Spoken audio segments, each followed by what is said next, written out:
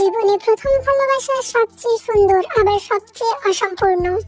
আজ আমরা শুনবো জাঙ্কুকের প্রথম ভালোবাসার গল্প, যেটা সে নিজে শেয়ার করেছিল জিমিনের সাথে। আর ইউ সিওর সিজন 2 তে আপনি যদি জাঙ্কুককে শুধু আইডল হিসেবে না, একজন মানুষ হিসেবে জানতে চান, তাহলে এই ভিডিওটা শেষ পর্যন্ত দেখুন। জাঙ্কুক তখন মাত্র 8ম শ্রেণীর ছাত্র। ট্রেনি লাইফের একদম শুরু। সবকিছুই নতুন, ভাষা, দেশ, মানুষ, সবকিছুই।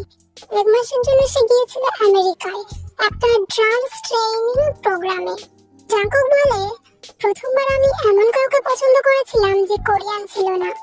সেই মেয়েটিও তার মতোই নাচ শিখছিল, বয়সও প্রায় সমান। শুরুতে শুধু মনে হয়েছিল সে খুব সুন্দর, কিন্তু প্রথম দিন দেখার পর সেই সুন্দরীটা আস্তে আস্তে ভালোবাসায় বদলে যাচ্ছিল। জাঙ্কুক সবসময় তাকে দেখতো। একদিন জাঙ্কুকের ডান্স টিচার তাকে বললেন, একবার গিয়ে কথা বলো।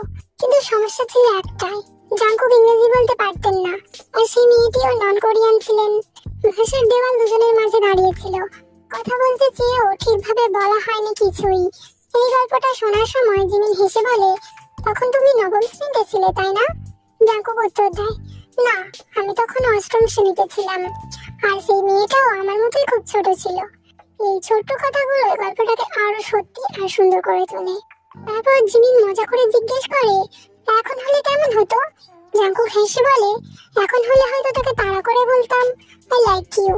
এই কথার মধ্যে লুকিয়ে আছে বড় হওয়ার গল্প, সাহস শেখার গল্প, আর হারিয়ে যাওয়া এক নির্মম ভালোবাসা। এই গল্পটা আমাদের মনে করিয়ে দেয়, সব ভালোবাসা পাওয়ার জন্য হয় না, কিছু ভালোবাসা শুধু স্মৃতি হয়ে থাকে।